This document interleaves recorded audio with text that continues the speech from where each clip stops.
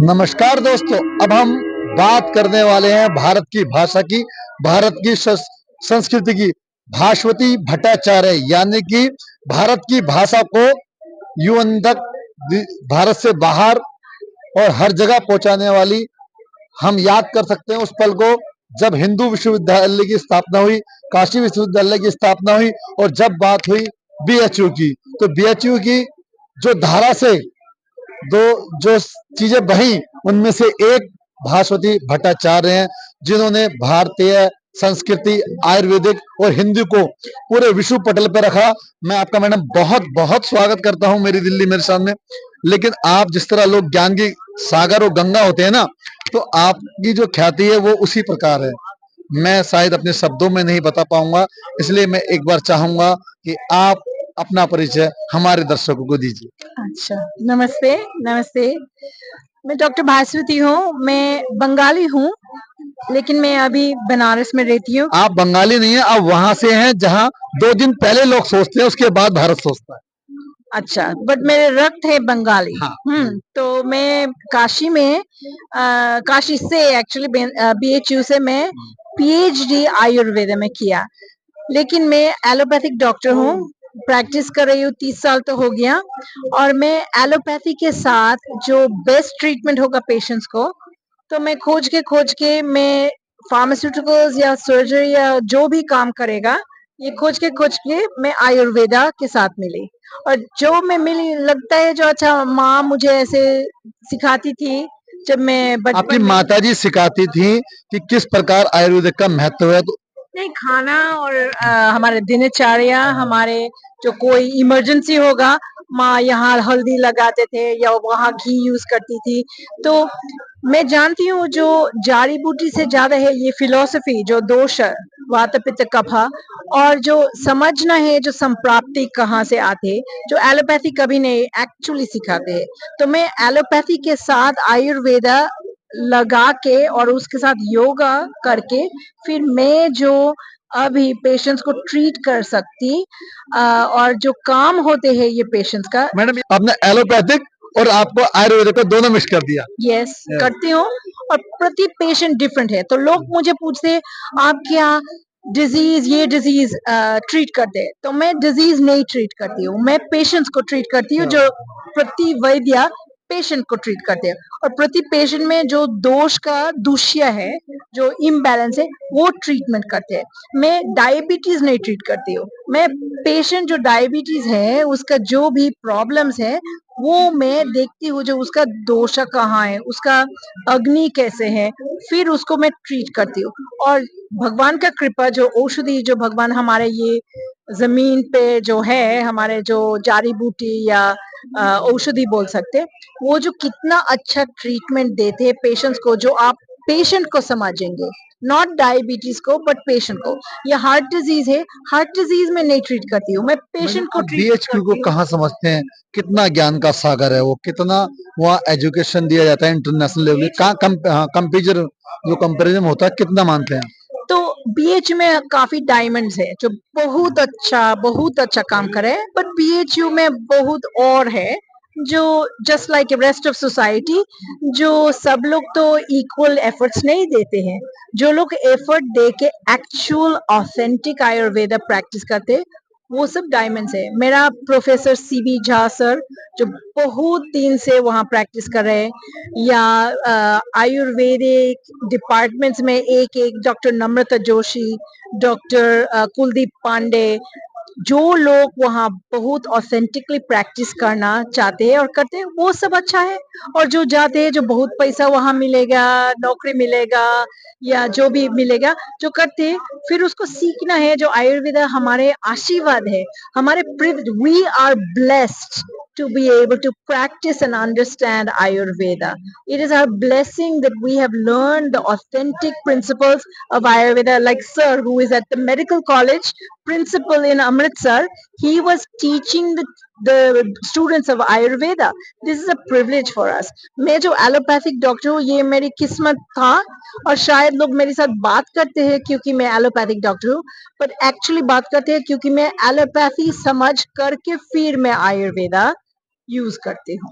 Madam बीएचक्यू के लोग और खास करके आयुर्वेदिक को बाहर कितना सम्मान मिलता है, किस नजरिए से देखा जाता बाहर का लोग मतलब यूएसए में, है यूएसए फॉरेन कंट्री में? फॉरेन कंट्रीज में अभी जो लोग यूजुअली योगा से आते हैं, योगा सीख के फिर सीखते हैं जो योगा के पीछे है ये वेद, और वेद में आयुर्वेद है, फिर सीख के वो बहुत सीखना चाहते हैं, and actually they are more interested in Ayurveda than the Indians. आप दिल्ली जाएंगे देखेंगे जो कोई है जो आयुर्वेदा समझते, बट मोस्टली मॉडर्न मेडिसिन दिखाना चाहते हैं, कितना अमेरिकन है ये दिखाना चाहते हैं, कितना फास्ट फूड खा सकते हैं ये दिखाते हैं। लेकिन यूएसए में अभी घर का खाना, अच्छा मधु जो वन से लेना है, जंगल से मिल सकता है। और नेचुरल फूड, ये सब अमेरिकन लोग अभी खोज रहे हैं, क्योंकि जानते हैं जो आर्टिफिशियल फूड और आर्टिफिशियल यूएसए का जो मॉडर्न बोलते हैं ये काम नहीं कर रहा है, ये बीमार दे रहा है। और इंडिया में जस्ट मॉडर्न लोग इतना अमेरिका के साथ प्रेम है, जो सब जैसे आप शर्ट पैंट पहने हैं, क्यों आप कुर्ता पजामा क्यों धोती नहीं पहनते हैं, साड़ी और धोती जो पहनेंगे फिर ये इंडियन है। इम्प्लीमेंट किया जाएगा मैडम। बिल्कुल। Thank you very much. नमस्ते। एक संदेश भारतीय यूथ के लिए।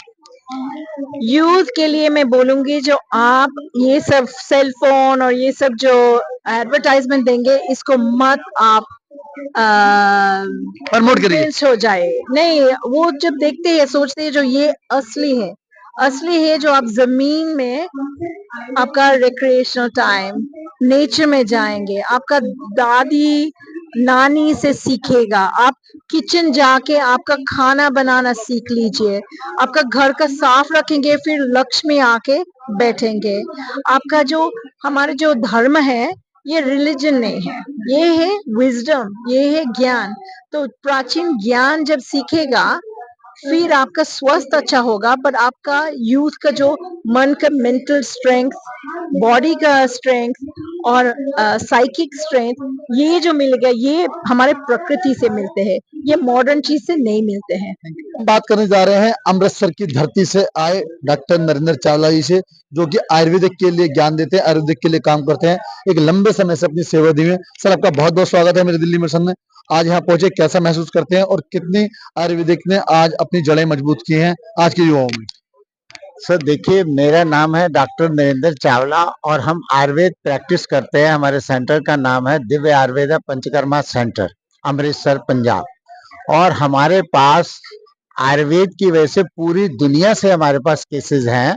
अगर आप हमारे यूट्यूब चैनल को सब्सक्राइब करेंगे दिव्य आयुर्वेदा पंचकर्मा सेंटर, तो उसमें हमारे हजारों केस आपको मिल जाएंगे जो पूरे वर्ल्ड से पेशेंट हैं और जिसका पूरी दुनिया में इलाज नहीं है हमारे सेंटर में होता है। फॉर एग्जांपल एलोपेशिया यूनिवर्सल, जिसमें एक भी बाल पूरी बॉडी का नहीं होता है और हम उनके बाल वापस लाते हैं। एलोपेशिया अराटा है। सिबोरिक डर्मेटाइटिस है, जिसमें क्या है कि यहाँ पर जो है डैंड्रफ हो जाती है दाढ़ी में, मूछ में, और वो कहीं नहीं जाती है।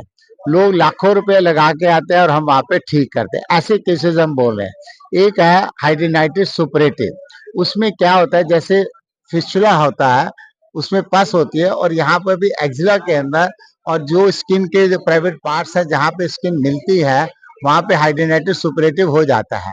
और उसको हमारे पास यूएस से, कनाडा, ऑस्ट्रेलिया से है जो 20-20 लाख रुपए खर्च कर चुके हैं और हम आयुर्वेद तरीके से ठीक करते हैं।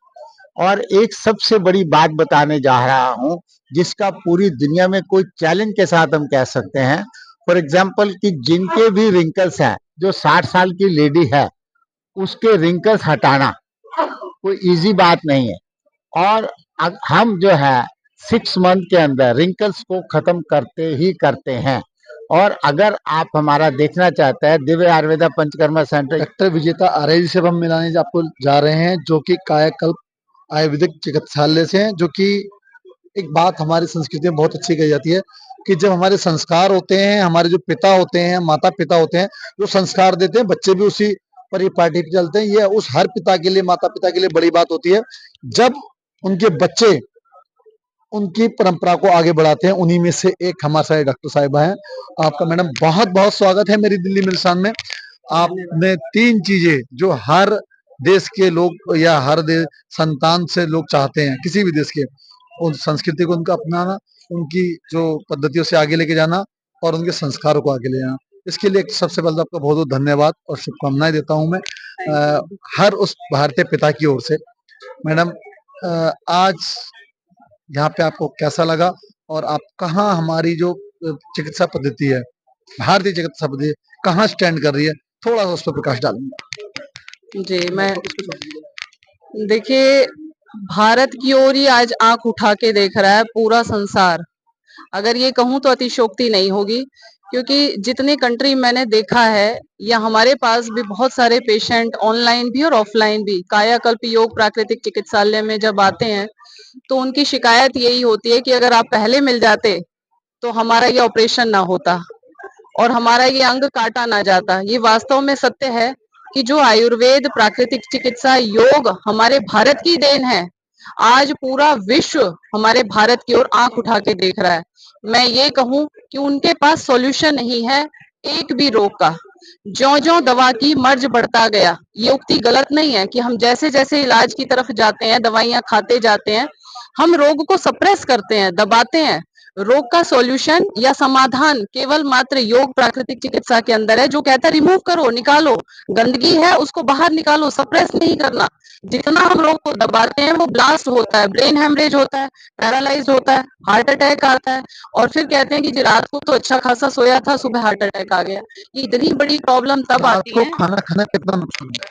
देखिए, रात को हमें सोना होता है, हम कोई काम नहीं कर रहे होते और आप ठूस-ठूस के पेट को भर के सो जाते हैं। इसका मतलब आपकी एनर्जी वेस्ट नहीं हो रही है, तो खाना क्यों है आपको? जब आप काम करें, ये सोचें कि मैंने खाना क्यों है? खाना इसलिए खाना है कि मुझे काम करना है, लेकिन काम ही नहीं करना तो आप खाना क्यों खाते हैं? रात को आप काम नहीं करते? एक बड़ा क्वेश्चन, जैसे मैंने एक आम भारतीय दिनचर्या है, वो शाम को थक जाता है आदमी, उसे लगता है कि मैं बहुत सारा खाना खा लूंगा तो शायद मुझे एनर्जी मिल जाएगी, उन लोगों के लिए क्या समझेगा? देखिए, बहुत बड़ा मिथ है प्राकृतिक चिकित्सा में, इसको बहुत बड़ा मिथ कहते हैं कि भोजन से शक्ति नहीं। कोई भी भोजन आपको ताकत नहीं देता, भोजन पचने से ताकत मिलती है। जो भोजन आपको पचेगा नहीं, वो गैस, एसिडिटी, कॉन्स्टिपेशन, ब्लोटिंग, वही जाके हार्ट प्रॉब्लम क्रिएट करेगा, वही आपके इंटेस्टाइन को। लड़के लड़कियां योग प्राकृतिक चिकित्सा के इस 7 दिन के कोर्स को करें, उसमें हम ये सिखाते हैं कि आपको अपनी बॉडी को कैसे सशक्त बनाना है बच्चे को पैदा करने के लिए। हर चीज़ की ट्रेनिंग होती है, मुर्गे पालने की ट्रेनिंग है, भैंस पालने की ट्रेनिंग है, इवन पार्लर कोई खोलना है तो उसकी ट्रेनिंग है। लेकिन बच्चे पैदा कर रहे हैं अनट्रेंड गृहस्थी, लड़की भी अनट्रेंड, लड़का भी अनट्रेंड। बच्चे हो रही हैं सिजेरियन ऑपरेशन से, फिर बाय बर्थ बच्चों के अंदर पैदाइशी चश्मा चढ़ रहा है, हार्ट की ब्लॉकेज बाय बर्थ हो रही है, डायबिटीज़ 2 साल के बच्चों को हो रहा है टाइप 1, बाय बर्थ बच्चों की हाइट नहीं बढ़ रही, उनका ग्रो नहीं हो रहा, उनका विकास नहीं हो रहा। ये सारी प्रॉब्लम इसलिए है कि माता पिता को कोई ट्रेनिंग नहीं दी जा रही कि बच्चे कैसे पैदा करने हैं और बच्चों को कैसे स्वस्थ रखना है, कैसे स्वावलंबी बनाना है, कैसे उनको सदाचरण सिखाना है। देर से शादी करना एक मैटर नहीं है, मैटर है अगर माता पिता स्वस्थ हैं दोनों, और वो देर से शादी भी कर रहे हैं तो उनके बच्चे स्वस्थ पैदा होंगे। लेकिन उनको ज्ञान ही नहीं है आजकल, क्योंकि गर्भाधान संस्कार के नाम पे कुछ भी नहीं सिखाया जा रहा है। मैं नहीं समझ पा रहा हूँ ये मिथ है या सत्य है। अक्सर कहा जाता है जो लेडीज होती है 35 साल के बाद सही तरह बच्चे को जन्म नहीं दे पाती है, उसकी जान को खतरा होता है और आप जानते जीवनचर्या पूरी तरह से खत्म हो चुकी है, उनके लिए क्या समझ? देखिए, हमारे यहाँ पे लड़कियों का शारीरिक श्रम खत्म होता जा रहा है। जो लड़की 18 साल से 25 साल तक जो उसकी बॉडी के अंदर एग बनता है वो एक बहुत ही जिसे कहें कि स्वस्थ एग होता है, लेकिन धीरे धीरे हमारी बॉडी लेजी होती चली जाती है। तो उसकी क्वालिटी, चाहे वो लड़के का स्पर्म है चाहे लड़की का एग है, इतनी अच्छी नहीं होती है। लेकिन फिर भी अगर वो फिजिकली एक्टिव है, बहुत ज़्यादा वो मेहनत कर रहे हैं, शारीरिक श्रम कर रहे हैं, तो उनको कोई परेशानी होगी नहीं बड़ी उम्र में भी कंसीव करने में।